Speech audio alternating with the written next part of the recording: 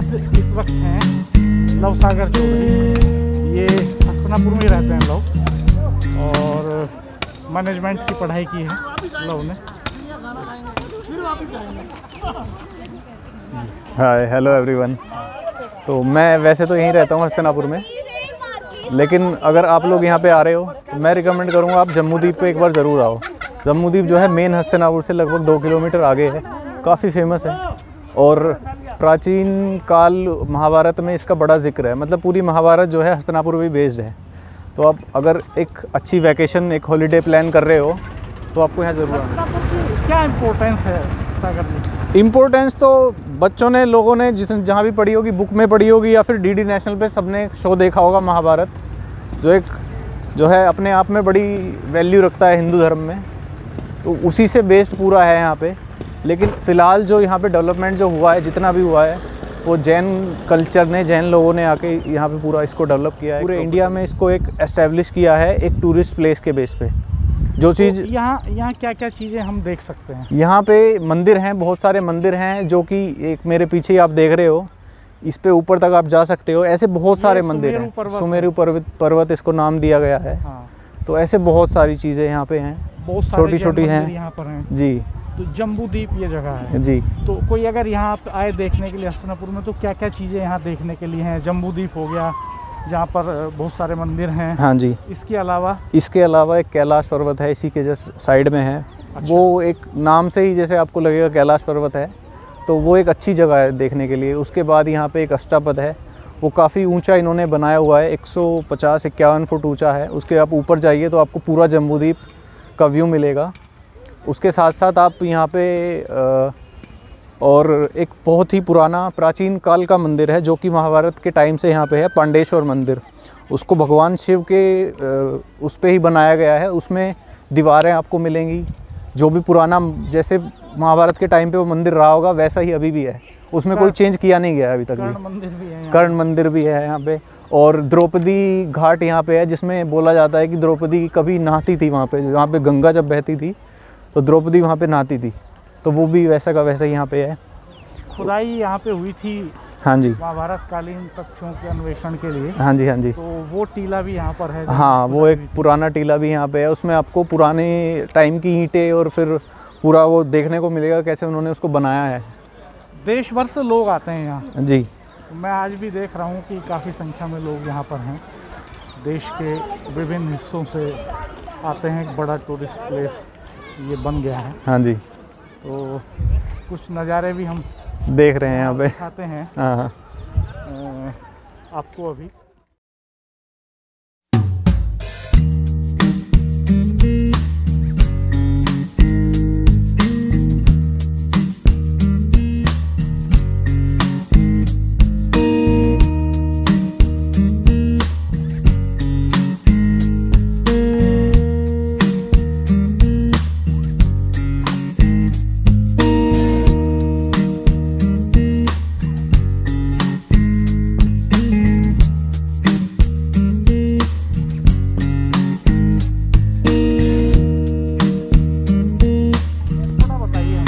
जैन धर्म के बड़े सेंटर के तौर पर ये कैसे डेवलप हुआ?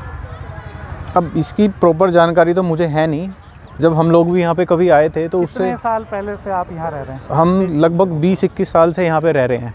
तो उससे काफ़ी पहले से जैन धर्म ने जो है यहाँ पे पूरा अपना डेवलपमेंट स्टार्ट किया था और एक तरह से उन्होंने इसको एक नई आइडेंटिटी दी है।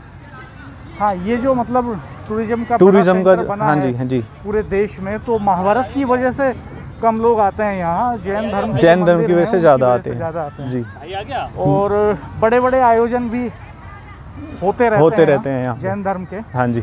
और पूर्व राष्ट्रपति प्रतिभा पाटिल जी यहाँ आई थी और तमाम देश के बड़े लोग आते रहे हैं यहाँ। हाँ जी। और रिसेंटली हम तो ये एक्सपेक्ट कर रहे हैं कि अभी डेवलपमेंट की जो एक सीढ़ी है हस्तिनापुर ने वो एक चढ़ी है बड़ी रिसेंटली, योगी जी ने इसको गोद लिया है।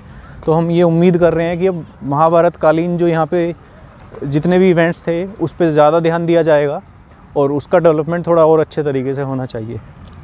और रिसेंटली यहाँ से एक ब्रिज जो बनाया है इन लोग ने गंगा पे बिजनौर को जोड़ने वाला जो ब्रिज बनाया है उसको मद्देनज़र रखते हुए थोड़ा और एक्सपेक्टेशन है ज़्यादा कि आगे अच्छा जो है यहाँ पे माहौल रहेगा।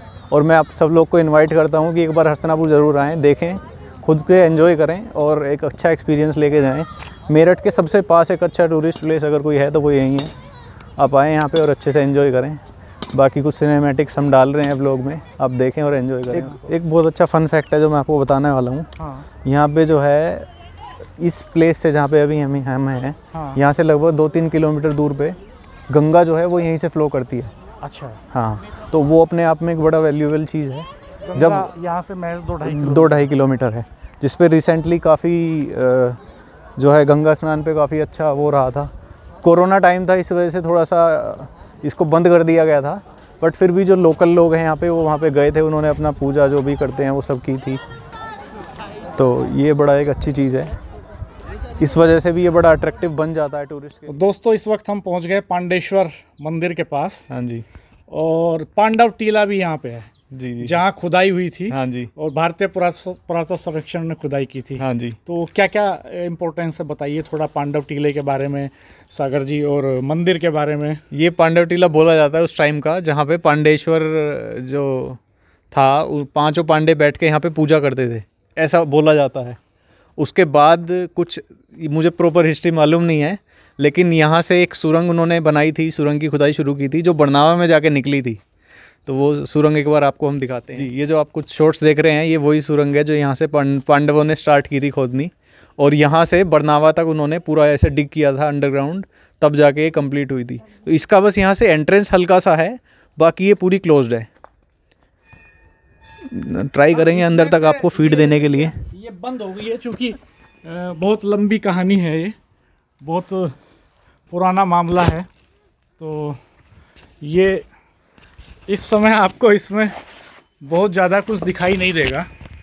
ये इस तरह से देखिए, ये बंद हो गई है, लेकिन कहा जाता है, मान्यता यही है कि ये वही सुरंग है जिसमें से पांडव बरनावा से, वारणावत भी कहते हैं, लाक्षागृह बनाया था जो कौरवों ने पांडवों को जलाकर मारने के लिए। तो उनको पहले ये सूचना मिल गई थी कि इस तरह का षड्यंत्र कौरव कर रहे हैं, तो उन्होंने एक सुरंग बनाई लाक्षागृह से हस्तिनापुर तक, और जब आग लगवाई वहाँ पर दुर्योधन ने, तो इसी सुरंग से बच करके निकल आए। विजुअल्स दिखाते हैं हम।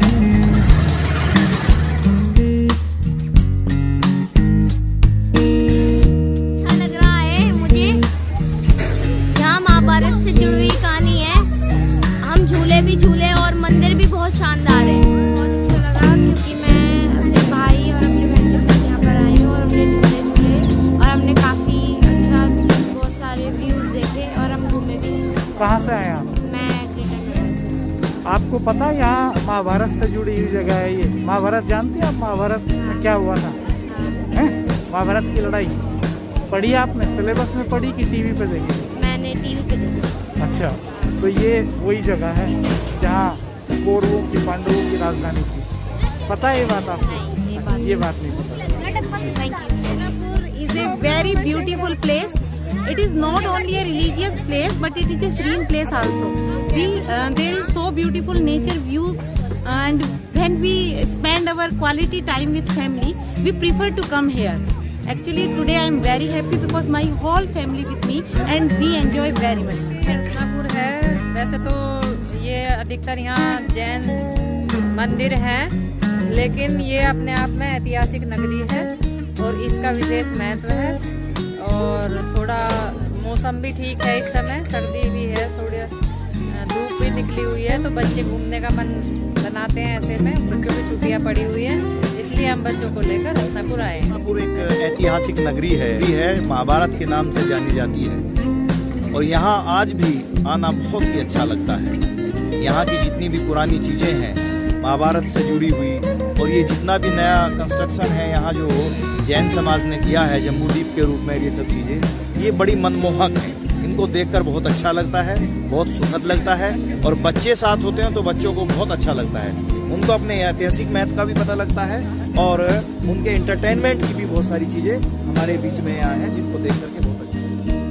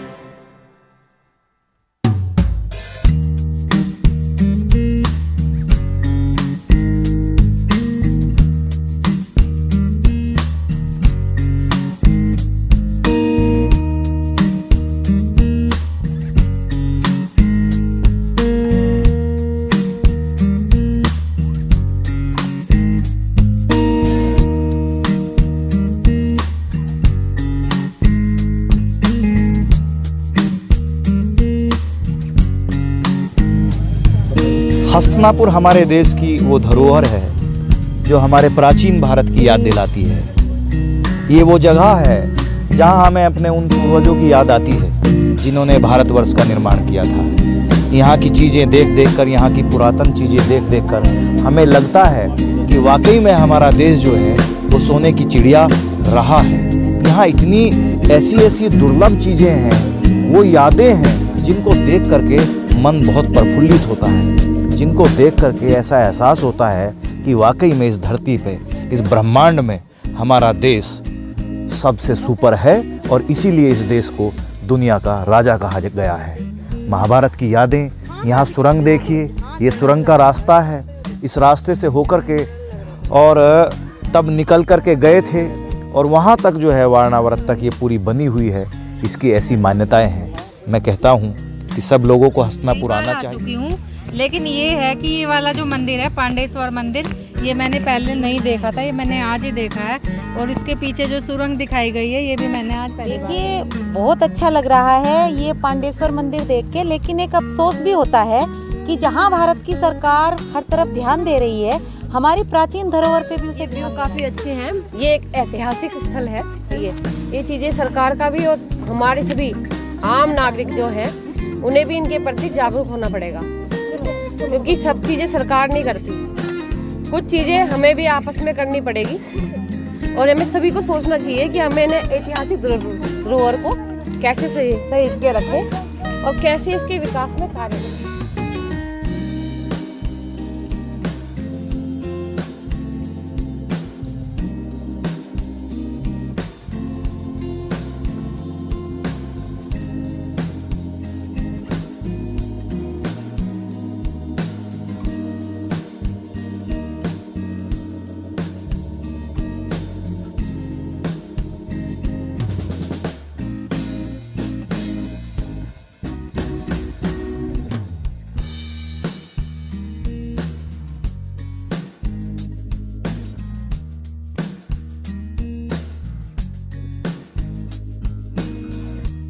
तो दोस्तों ये था हस्तिनापुर और इसके बहुत सारे नज़ारे मैंने आपको दिखाए। ये एक हिस्टोरिकल प्लेस है, महाभारत कालीन जगह है और महाभारत काल में राजधानी हुआ करती थी और यहाँ पर नज़दीक ही गंगा बहती है। इस समय यहाँ पर बहुत सारे जैन टेम्पल्स हैं और कई और हिस्टोरिकल प्लेस हैं। यहाँ से थोड़ी ही दूरी पर सैफपुर गांव है जो भाई धर्म सिंह का जन्म स्थान है, जो पंज प्यारे हैं सिखों में। उन पंज प्यारों में एक भाई धर्म सिंह थे और भाई धर्म सिंह का जन्म स्थान सैफपुर है, वहाँ पर गुरुद्वारा बना हुआ है। तो ये काफ़ी हिस्टोरिकल प्लेस है। यहाँ आसपास नेचर के नज़ारे आपको मिल सकते हैं। विदेशी पक्षी सर्दियों में बड़ी संख्या में हस्तिनापुर की तरफ आते हैं। ये सेंचुरी एरिया है तो ये नेचर के बहुत करीब है। घड़ियाल बहुत सारे गंगा में यहाँ छोड़े जाते हैं, तो आप यहाँ आ सकते हैं। हमारा चैनल देखते रहिए, सब्सक्राइब कीजिए, बेल आइकन ज़रूर प्रेस कर दीजिए।